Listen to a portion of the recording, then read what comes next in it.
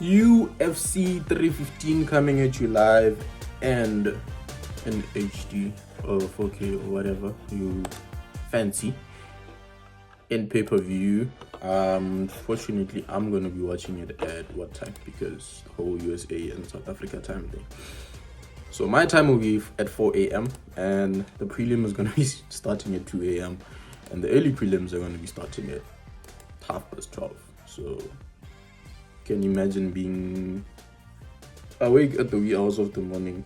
But we love this game, and getting into the breakdown of things, I'm gonna be starting at prelims, but I'm gonna be looking at the fighters that I kind of know.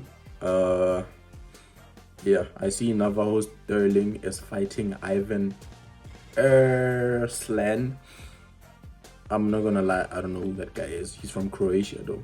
Cool country, love that country. And yeah, Navajo Sterling, the last time he fought, I think he had this emphatic victory, and I think he was on the, what's this card? He was on the, I think it was an Australian card or London card. I don't really remember, but yeah, he won by UD. But he was, I think there was moments where he almost finished the fight. And then Ion Kutelaba fighting Modestas Bukoskas. Wow, okay, I'm gonna put this up. The surname is difficult to pronounce. Kutelaba's from Moldova. Modestas is from Lithuania. I think this is probably the first time a UFC card had like these very, very diverse countries and fighters coming from these diverse countries. Could be wrong, but yeah, I think Navajo Sterling wins it because he's on a rampage.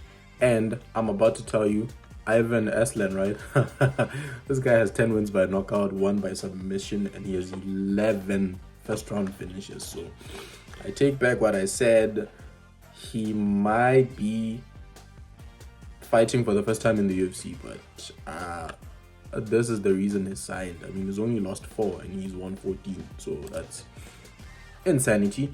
And then Jessica Andrade is fighting Yasmin Jaduzva. Wow. Okay, I'm sorry. I'm gonna put up the name. You guys figure out what the name is. But I mean, Jessica Andrade is probably one of the more inconsistent fighters in the UFC, because you look at her win streak, right? She lost her last fight to Silva, so she lost via UD, but she's won the past 2. So she beat Mackenzie Dan and Rodriguez. However, her slew of, I don't know, she's very inconsistent. And I always tell people that the nice thing about being in women's MMA is you can have a semi-terrible record and still be ranked. I think he's ranked in 2 weight classes. I still don't know how she makes those weights, because she is huge for those divisions, but that's neither here nor there. And then I'm just gonna jump to the main card, where the person that's gonna be pulling the curtain is Benoit Saint-Denis. You know what happened last time? He got knocked out by Dustin Poirier, and then he had the war before that versus Moicano. Could be mixing up the fights, but yeah, I mean, he showed heart. He took damage early. He got a big gash, but he just kept fighting. It was kind of sad because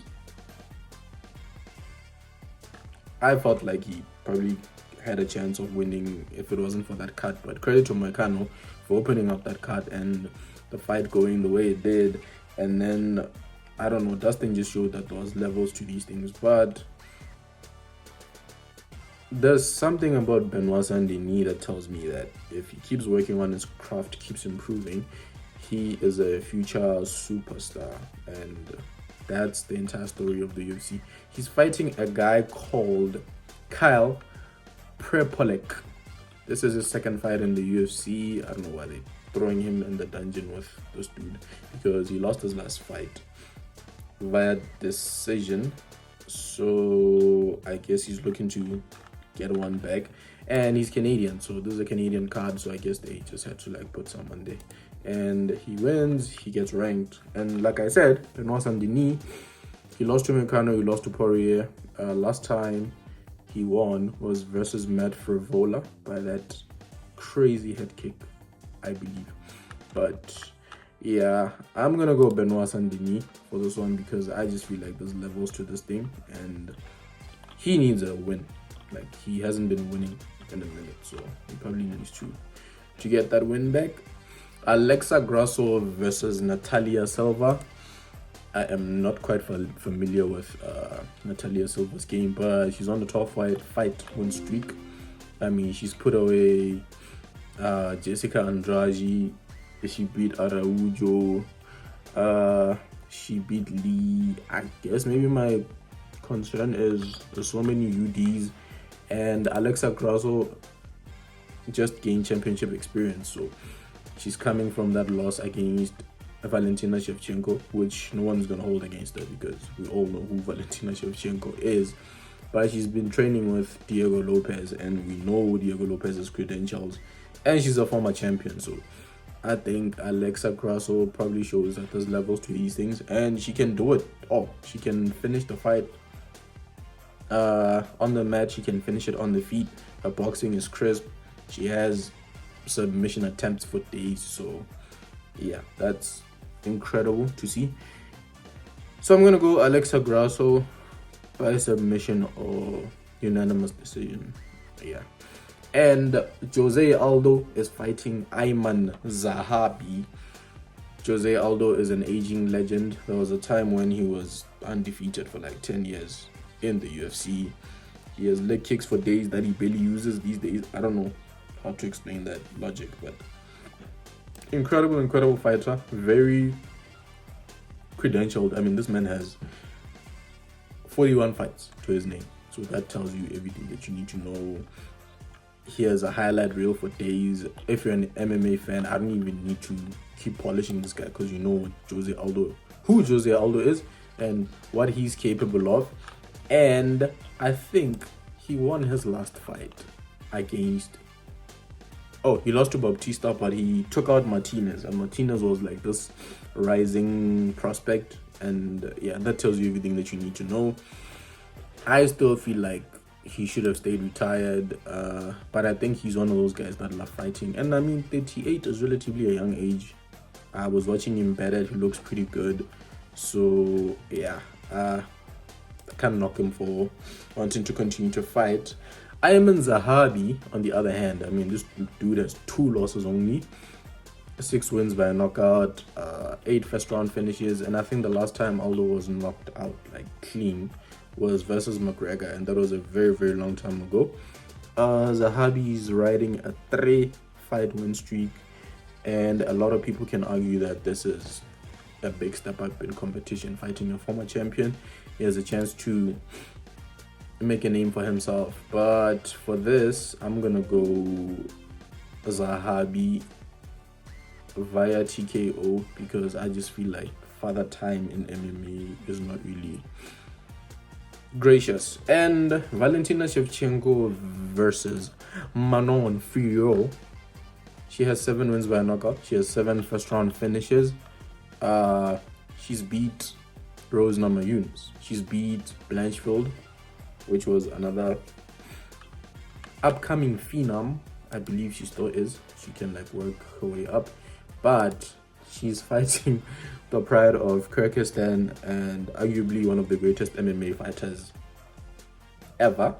I mean, Shevchenko got her title back versus Grasso. It was unanimous decision. It was not even close. The fight before that was a draw, but you can argue that Shevchenko won it. And the first fight, I mean, you can argue that it was a fluke. Same thing that happened with Amanda Nunes versus Juliana Pena, but I'm gonna go Valentina Shevchenko. It's not even gonna be close. Ground and pound or submission or whatever. I mean, her nickname is Bullet, and I think she's gonna show that there's levels to this thing, and she kind of needs to remind people who she is and I just don't see Furio winning this fight. So I'm going to go Valentina Shevchenko to retain. Belal Muhammad versus Jack Della Maddalena. Belal Muhammad is actually one of the most disrespected champions in UFC history as well. I mean, his nickname is Remember the Name. He has 5 wins by a knockout, so I don't understand the running joke of he doesn't finish his opponents. He has a win by submission. And here's the thing, right? He finishes Sean Brady. Sean Brady submitted Leon Edwards. I think that needs to tell you everything that you need to know. I mean, Sean Brady is no scrub. He has great hands. And yes, you can argue that that was 3 years ago. Sean Brady is not the same fighter. But he beats Gilbert Burns. He beats Leon Edwards and takes the title. It's going to be a very long night for Jack Della Maddalena. He was losing the Gilbert Burns fight until he landed that knee heard around the world. And then that was pretty much it. He took out Kevin Holland via split decision. I mean, Kevin Holland is no easy feat. He took out Hafez by split decision again. Belal said he's not going to wrestle. I don't think that's wise. I think he should. I mean, you need to do whatever it is to keep the title. Us, the fans are always going to have something to say.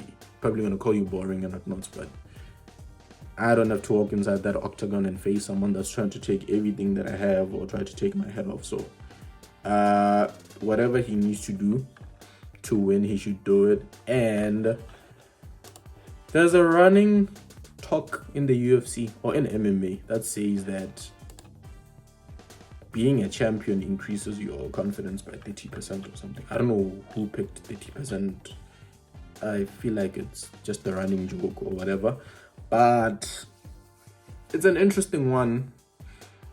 I've only seen Belal Muhammad being finished by TKO once in the UFC. I doubt it's more, but he has this momentum. He looks like he has a great gas tank. I mean, he broke Leon Edwards pretty much. I think if he mixes it up, keeps Jack guessing. I mean, Jack can also strike on the... Not strike. He can grapple, he can wrestle. He has submission victories. He has 2 of them. So, I think mix it up and just show that you have superior ground game. I mean, Belal has trained with the guys from Dagestan, so mix it up, tire him out, break him, show him why you're the champion, and I think Belal retains if he doesn't try to prove a point, because sometimes that's how you lose fights, because you want to show people that, ooh, I'm this dynamic striker. He calls it Canelo hands, which is pretty cool. But I've seen Jack Della Maddalena's boxing. Don't want to say that Belal doesn't have boxing, because I mean, he beat freaking Sean Brady. I think Belal retains. I think if he mixes it up, he has a better chance of retaining, and he should stop talking about he's not going to shoot one takedown. He should do it. And it's probably just a gimmick, because like I said, I'm a fan. I don't know what it takes to get into the octagon while people are cheering or booing you, and the person across from you is trying to take everything and trying to take your head off. So I'm going Belal Muhammad. Probably unanimous decision, because Jack Della Maddalena is difficult to, what do you call it, to get out of there. I mean, he has 2 losses, but I can't remember the last time he lost in the UFC. It's been a while. So UFC 315 coming at you live. Tell me what I missed, tell me what are your picks, and we'll see you guys there.